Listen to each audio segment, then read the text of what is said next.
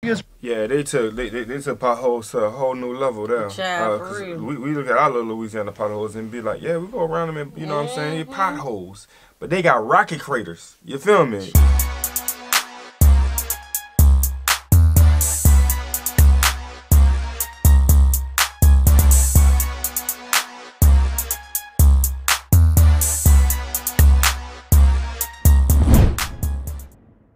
What's good, y'all? It's the Demouchets React, and we're back with another video. Who we got today, C? Today we're back with another American reaction. Super excited about this video. If you're new to us and we're new to you, make sure you scroll down, hit that subscribe button, and turn on the post notification bell because we're on the road to 100K.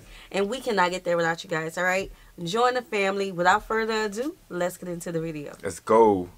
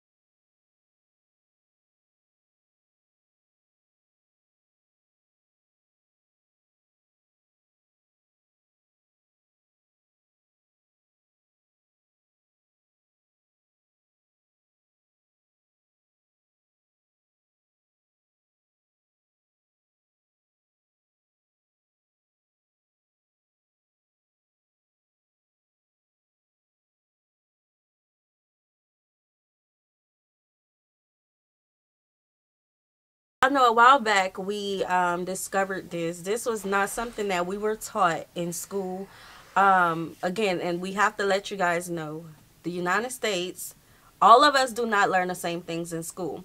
So maybe in Maryland they learned this, but in Louisiana we did not learn this. Like, they grazed over a lot of information. So my question is, we know that we have historic black communities in the United States, such as the Gullah Geechee, and we have some more communities. But is there any community in Maryland who still have something like that, like the Gullah Geechee? Because we're in the South, we know a lot about the South, but we don't know about Maryland. Yeah. So, and I think that would be cool to know, you know, how that if they were able to track their lineage to Liberia. Because these were people who was in America who were enslaved, and then they went to Liberia and, you know, created a life. So that would be cool to know.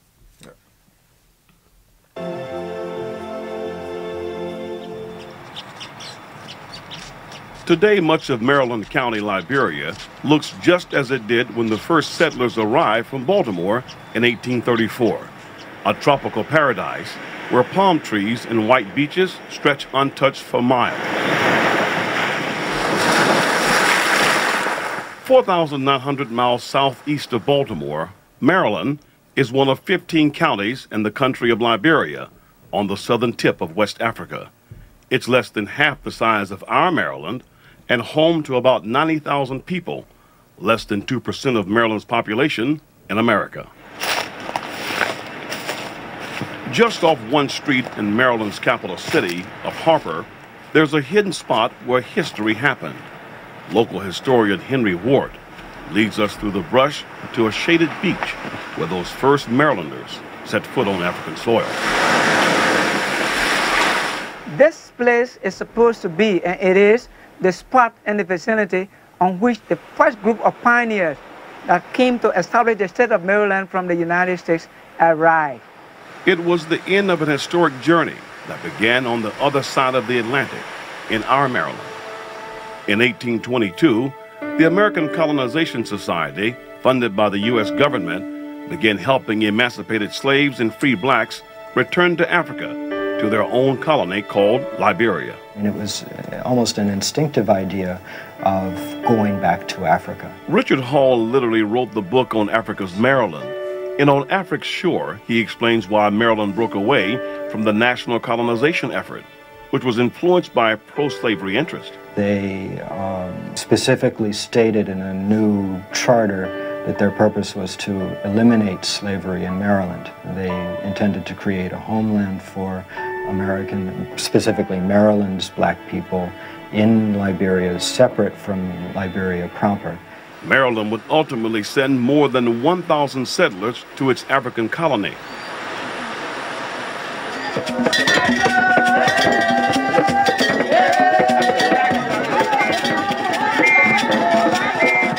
In 1834, the first arrivals were welcomed with a ceremony not too different from what we encountered at the seaside village of Kavala, a few miles from Harper City. Settlers met the local population called the Grabo, already living in what would become the Maryland colony. Though the Grabo still speak their own language, many already knew English when the first Americans arrived, thanks to British traders sailing Africa's coast. Early documents from those days can still be found, tucked away at the Maryland Historical Society. Among them, a handwritten letter sent from Africa in 1836. Settler Eliza Jane Wilson wrote to her father in Queen Anne's County. My dear father, you will see by this letter that I have arrived safe and in good health. Here I can enjoy myself, can come and go when I please, and there is no one to trouble or trample on me. I don't say you will be rich, but if you want liberty, I say come. Despite her optimism, Eliza Wilson would die of disease 5 years after her arrival in Africa. Early settlers faced hunger, illness, and tensions with neighboring tribes. In 1834, Joshua Stewart wrote in despair to his wife in Baltimore. He was ready to return to America at any cost. Oh, I am sorry. Yes, sorry that I ever came to this country. I will sell myself for a slave for the sake of getting home once more. Shocking as that letter sounds today, historian Henry Ward says it's not surprising. Those were difficult times. Some people got sick and died on the ship. Not. Okay, so before they even, go into that, you gotta, we view things from our experiences of today, but think about back then. Yeah, 100%. If that's all they really know is being enslaved and not having to worry about certain things. That's like today's system. Like when people come from out of the jail and they don't have too many, once you get out of the jail, you got that record, you can't get a certain job, you can't be in certain locations, you can't be in certain buildings, so they be for the streets. And a lot of times they don't make it out the streets, so they go back into the system, not because they want to be in handcuffs or because they're a bad person, It's because it's shelter, it's food there. Right. There's a bed there. Right. You know what I'm saying? There's people that they can talk to and relate with there. So it's kind of although the same thing. it's hard there. Although it's and hard it is there. it's a form of slave it's a form of being enslaved. Yeah. They'll rather deal with that, especially when they come out and their family. They don't have family. They don't have no family. That's on them. Yep. They don't have shelter. Wow. Yeah. Sometimes they be like getting shipped all the way across. You know what I'm saying, to whatever, and then they get let go up over there, and then they ain't got no line of communication. You know what I'm saying? It's like a setup almost to bring you back, but in their head they're like, yo, I gotta do what I gotta do. Because if I don't, then I'm gonna be sleeping under a bridge. Right. While it's cold, while it's hot, like it's just, so they go with a shelter and food most of the time. So I understand what he's going through. I can't put myself in the shoes 100%, but when you can understand history, trying to you can kind of get your get an idea of why they make those decisions. Two different letters. Two different, totally different. All of them arrived at her, and when they finally arrived, some even beside the seasick got attacked by malaria. It was a dangerous thing, but in the end, they knew that the end would justify that means. They knew when the finally arrived, there was light in the end of the tunnel, and that light was liberty, freedom. For 22 years, more than 30 ships sailed from Fells Point, bound for Africa's Maryland. It merged with the neighboring Republic of Liberia in 1857 and took the name Maryland County.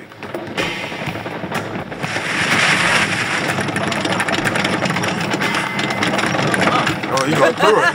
He's going through it. For 7 days, we traveled the muddy, bumpy, almost impassable roads of Maryland County. 7 days. We found little that remains of what the first settlers built when they arrived from Baltimore. One exception, this Episcopal church in Kavala, built by missionaries who arrived in 1834 on the first ship from Baltimore to America. Behind the church, the graves of early settlers born in America. Boston, Massachusetts, Milton, Pennsylvania, Washington, D.C. Crumbling but vivid reminders of forgotten family ties. We also met Alexander Brewer. He lives in Harbor City and still has relatives in Maryland, USA. He's a descendant of the freed slaves who settled this country. So they said, okay, we'll take the challenge of the sea. We'll jump on the sea, we'll jump on a little schooner, and we'll go as far as we can go, because they already had some feeling of thoughts that they will find freedom along the west coast of Africa. For the freed slaves who settled this country, the trip from Baltimore took more than 2 months. Today, it takes only a few days, but it's still a trip you must see to believe. Here's John Sanders on the grand adventure from Maryland to Maryland. We're going on a boat? Wow. Okay. It's not easy to get to Maryland County, Liberia. There are no direct flights from America, so we go by way of Brussels, Belgium. It takes us 2 full days just to get into the country, landing here, Liberia's capital, Monrovia, named for American President James Monroe, an early supporter of colonization. Many of the city's residents are refugees of a civil war that just ended in 2003. About 1 million people live here. When you first arrive, it's a city that overwhelms the senses. It's difficult just to move around on these streets, choked with traffic and blasted by war. It's said that bumps in these roads aren't potholes, they're rocket craters. Maryland County is still more than 200 miles away from this capital city. Back home, that trip would take a few hours, but Liberia's... Yeah, they took potholes to a whole new level there. We look at our little Louisiana potholes and be like, yeah, we go around them and, you know what I'm saying, they potholes. But they got rocket craters. You feel me? Like, that's a whole way sight. Like, you're looking at that different. Definitely. Especially because we haven't protest, but that's nowhere near a civil war. You know? Never.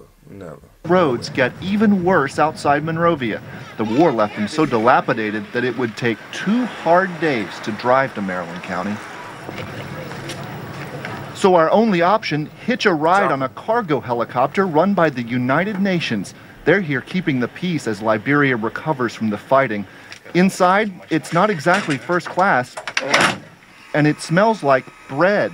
We're hauling food for peacekeeping troops in Maryland County.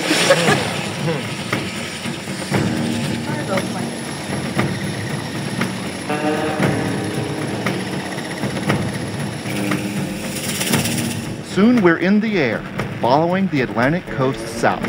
For 2 hours, we stare out the open windows at some of the most stunning scenery I've seen anywhere on Earth. Mile after mile of untouched beaches and rainforest.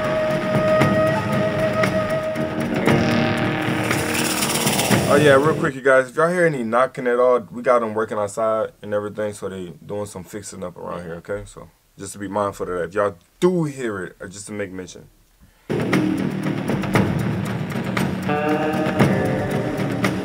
As we descend, we calculate it's taken us 6 days to travel from Maryland to Maryland.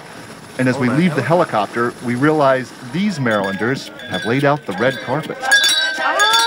6 days on the helicopter? 6 days on the helicopter? That's what he said? I mean, he said it took 6 days to get there, but I'm saying he was in the air the whole time. He's talking about, like, from the U.S. Yeah. You'll have to rewind it. No, we fine. I think the from the knocking kind of yeah. distracted me. Are you okay?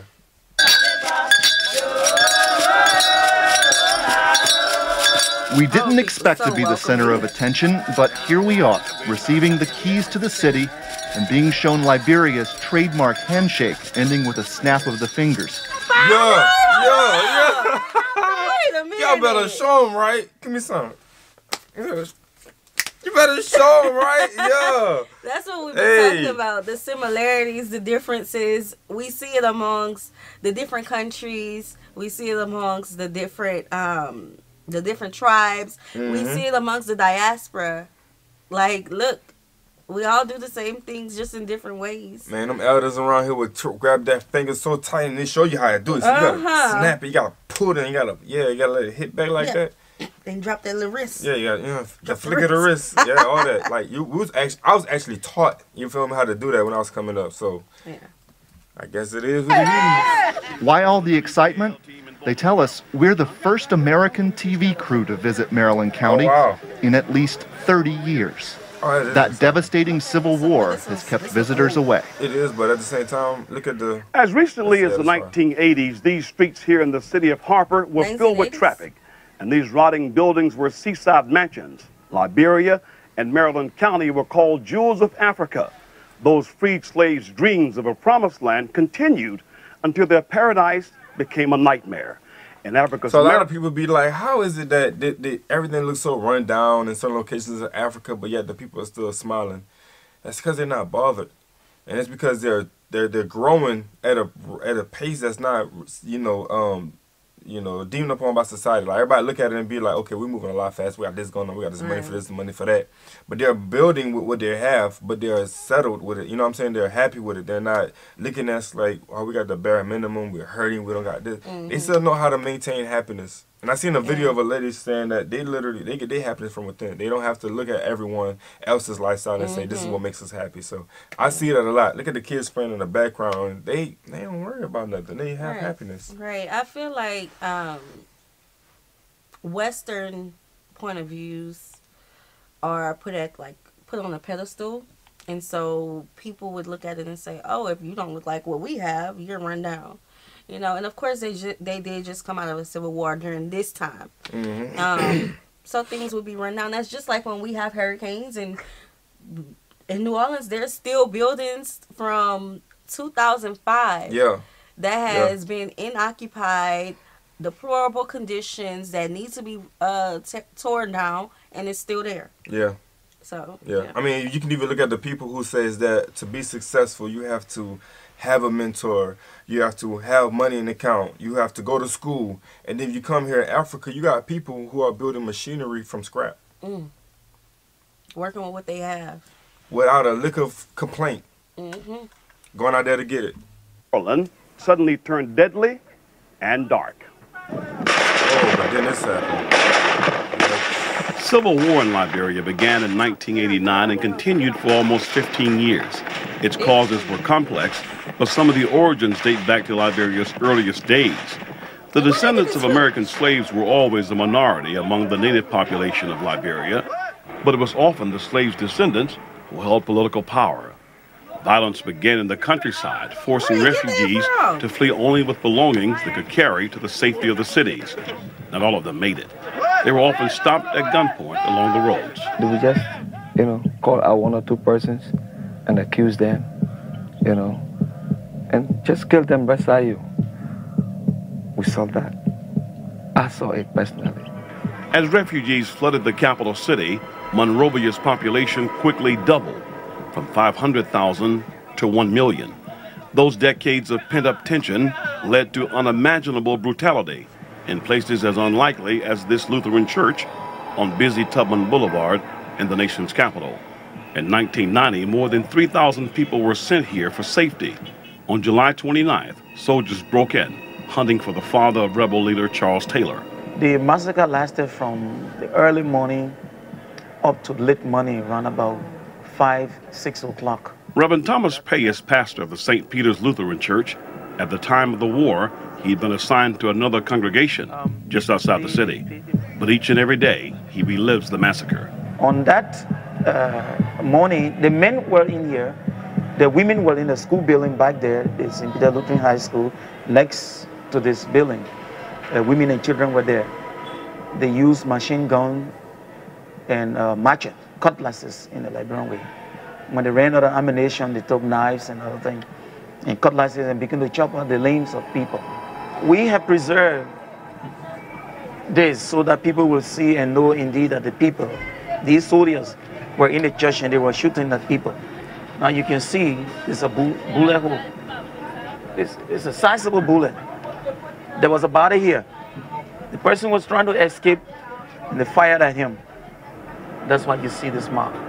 And that's just one painful reminder of what happened here on a day when more than 500 lives were taken in a place where they'd hoped to find peace. Instead, they were forced to sacrifice their lives, leaving behind a legacy not easily understood. The people that were massacred in this church were buried under here. This is a very big grave. It's well dug, and the bones were put into that. It got filled, and it was covered. Now, many of the kids that are playing basketball here don't even know that they are bones under here. They don't know. By the time the fighting ended in 2003, nearly 250,000 Liberians were dead. Most of their country was reduced to rubble. Not a drop of running water, not a single power line. As John Sanders found out, though the war is over, most Liberians still spend their nights in total darkness. When night falls here in Maryland County, Liberia, it is utterly dark. The only light comes from a few buildings that have their own generators. You can hear them rumbling through the night. The United Nations provides some street lights outside one of its buildings, so underneath it in the evening, people come together. They talk, play music, sometimes children do their homework. Their homes are dark, so this is their evening gathering place, this small pool of light in a world of darkness. Even by day, Harper City remains a dark place. Most of its buildings are now bombed out, burned out shells. This was once a modern gas station. Today, instead of pumps, men sell gasoline siphoned from jars. This building was once a car dealership. Back in Monrovia, on the capital city's highest hill, one building stands as a 7-story monument to how far Liberia has fallen. At first glance, the pictures are something we've seen before. Desperate refugees, poor, traumatized by war. But this place is different. It was once a 5-star hotel run by a company called Intercontinental, which also operates a luxury hotel on Baltimore's Inner Harbor. Until 1990, this is how it looked. Nice. A sparkling pool, spotless rooms, endless views. That was nice. This place used to be a very decent area of 5-star hotel in Liberia, but now it is not functioning. 35-year-old Josh Logan lives on the 4th floor, where shattered windows leave residents exposed to the weather, and some families live more than 10 to a room. These are the rooms that you are seeing here now, and down is the swimming pool, former swimming pool. It is still a swimming pool, but people cannot swim there again. Right. And in here this was? Through the lobby entrance, where dignitaries once arrived, Josh leads us inside. The elevators haven't worked in years, so we start up the stairwell and walk into the darkness of the hotel corridor. These were the hotel rooms. Real hotel rooms, yeah. 106.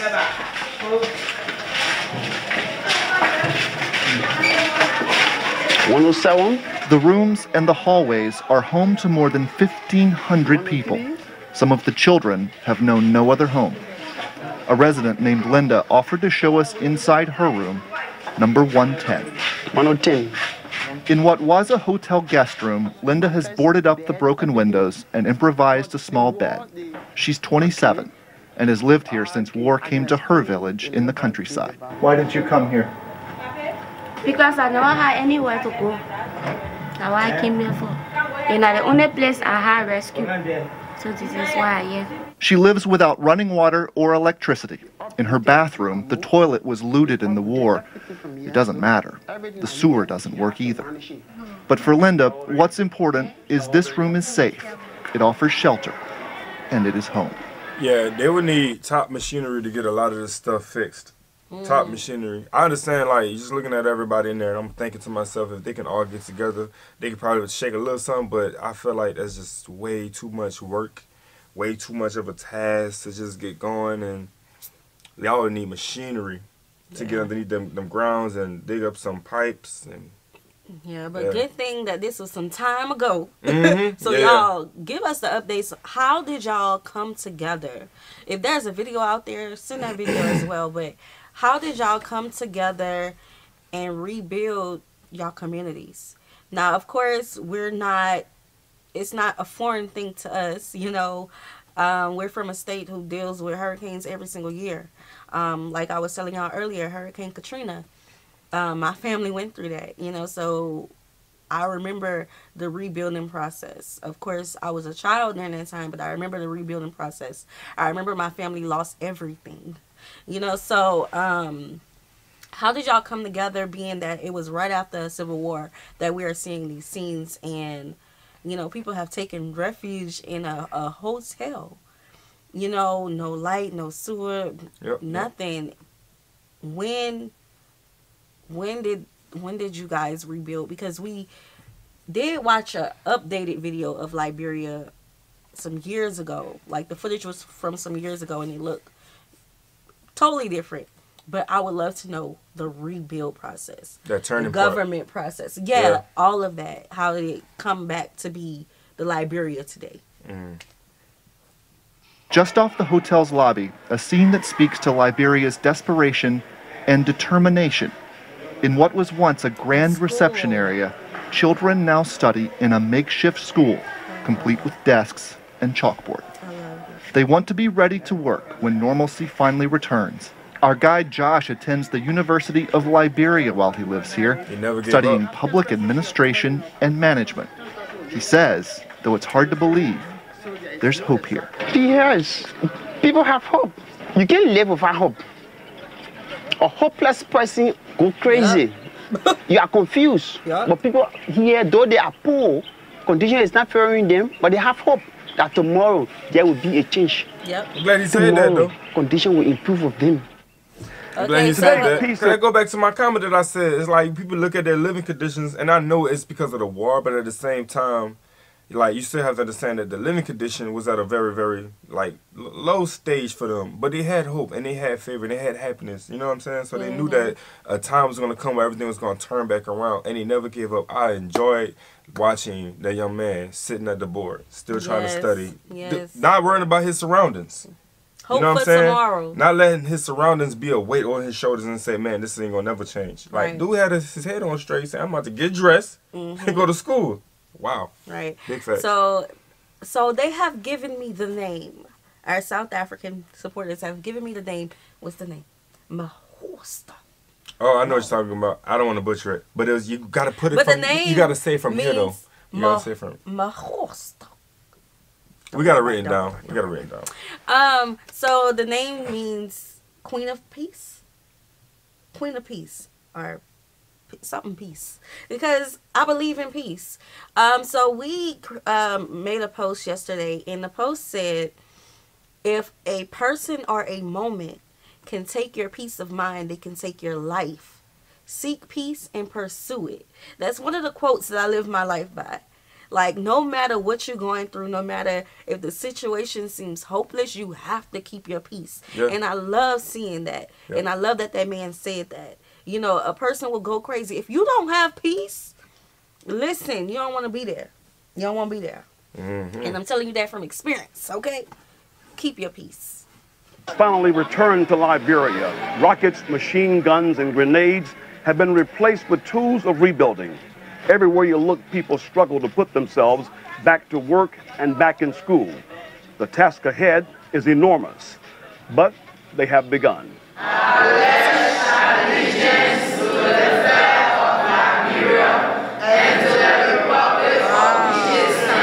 Liberia's children are ready to learn again.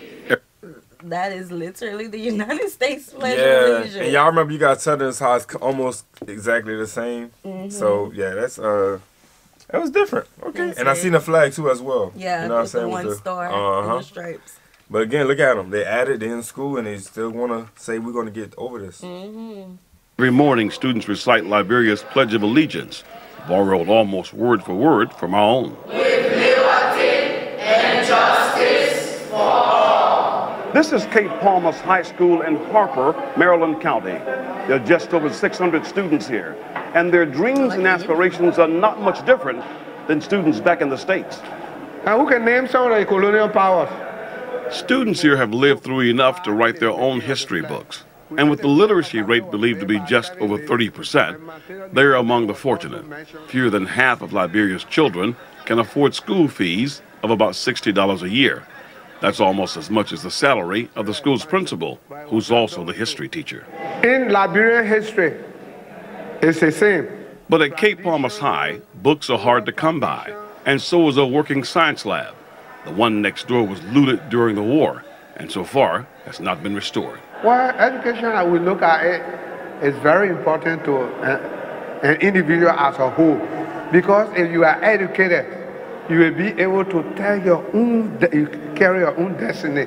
You will know where you're coming from and you will know where you are going. Yep. Students here pray their going will lead them to higher education. After high school, I want to follow my education. I want to become a nurse. After my high school, I want to go to college and I want to do civil engineer. My dream is to become a journalist for Liberia or become an international journalist. Those are the skills which used to be offered at the William V.S. Tubman College of Technology in Maryland County before it was destroyed during the Civil War. Today, its buildings are abandoned shells. Cattle graze on what was once a thriving campus. Martin Naika is a former student whose hopes were dashed. My hope now is that the government, under the administration of Ellen Johnson Sirleaf, knowing the importance of education, will come to rehabilitate this institution.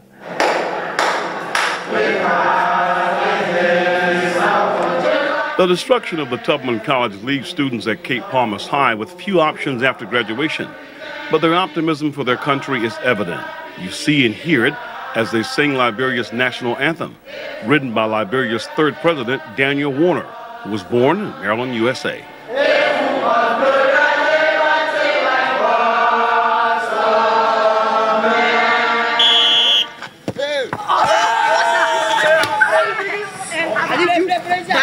From the classrooms to the soccer fields, where some kids keep playing, though they can't afford shoes, determination is evident, even in Liberia's darkest places. Senator John Balut represents Maryland County in Liberia's legislature, and the crumbling remains of his former home on Baltimore Street in Harper City, he imagines rebuilding the country by returning to the spirit of the freed slaves who founded it. I think we need to pick up from where we started off, where our forefathers started off. They started a beautiful experiment that they sat down afterwards and said, well, we did a great job.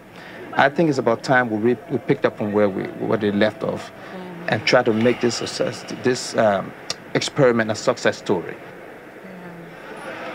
No one feels the pressure to overcome Liberia's challenges more than this 68-year-old grandmother.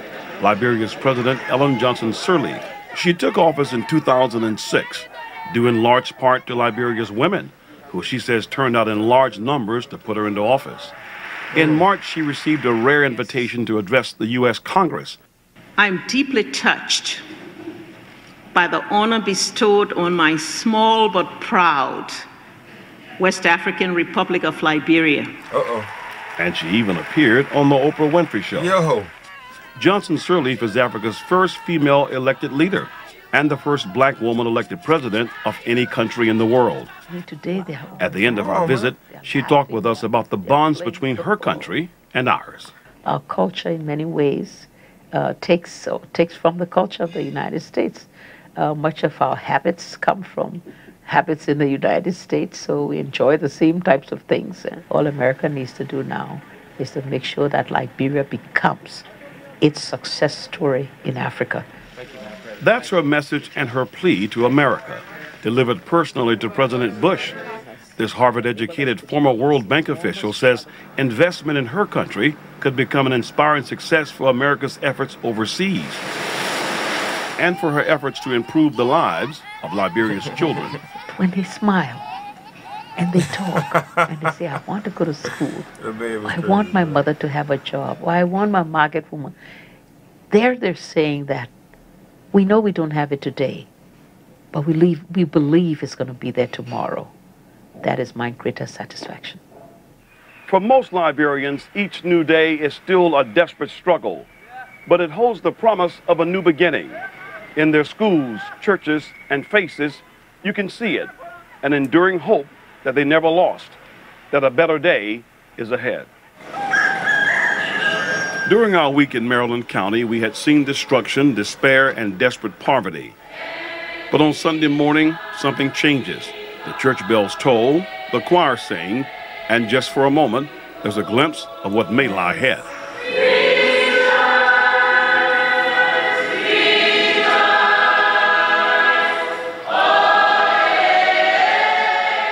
Our people still have hope. They believe that through God, things will change around. And when they change around, they will change around for the good.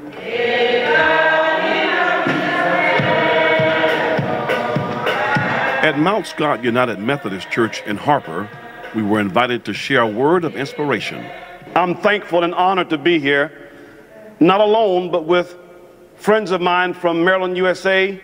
I see people with hope. From Monrovia to Maryland County,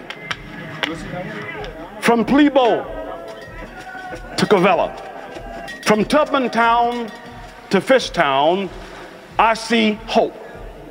I see brighter days ahead. From war-torn buildings to war-torn lives, I still see hope. Hope. Not only. And again, if y'all do hear any thumping, they're working outside, y'all. I felt like that was the longest thump. Yeah. That could have been the loudest one. Man, real quick, I just think that, like, what they did, bro, in Liberia is amazing, especially when it came to leadership. Because I'm looking at everybody, I'm thinking to myself, who told them, oh, just get up one day and say, follow me, and let's all start going back to church. Let's all start going back to school. Let's all start getting around here and gather food and eat. No, I felt like it was just already, like, in them. It was in the parents, you know what I'm saying? It was in the culture. It was in their way of doing things and how they operate. It don't have to be a traumatic moment for people to gain unity. You feel me? Right. It's already in them to have unity within their own communities and say, we're going to stick together regardless. You know what I'm saying? So I love that. Yes, I hope to move on. I do want to touch base on the president and how she was talking about the similarities, and Liberia needs to be the U.S. Success story.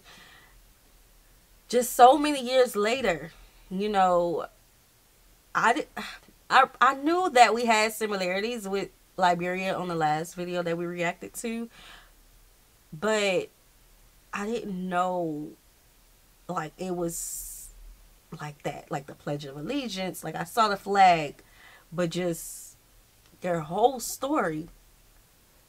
And, and really though. Sierra Leone too, right? I'm not sure. I would say Sierra Leone. Yeah. So I wanna dig deeper into that. Y'all know me. Y'all know. Spoken but lived.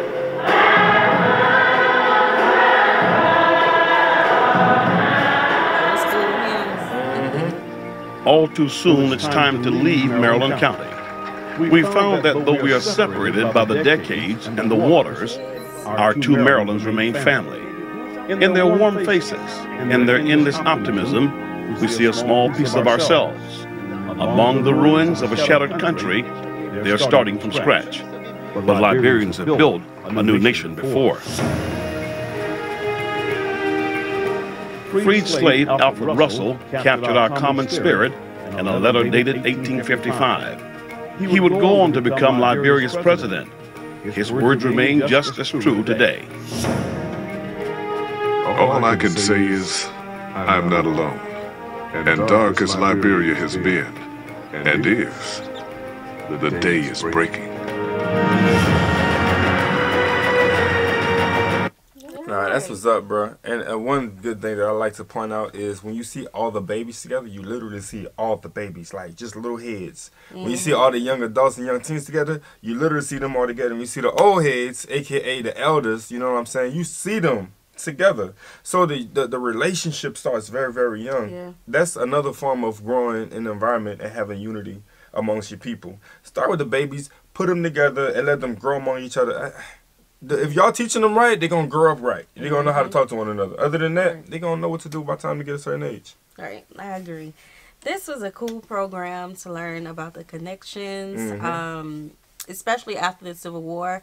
So, like, we're really interested in seeing more of what it is today. Yeah. Not really from a foreigner's perspective, but from the people who live there. Big facts, yeah. So let us know what you would like for us to cover. What should we know more about Liberia? We hope you guys enjoyed this video with us. Like this video, subscribe, turn on the post notification bell. We have enabled our super thanks if you like to support the channel that way, as well as our reaction request forms in our description box below. We'll see you soon. Peace.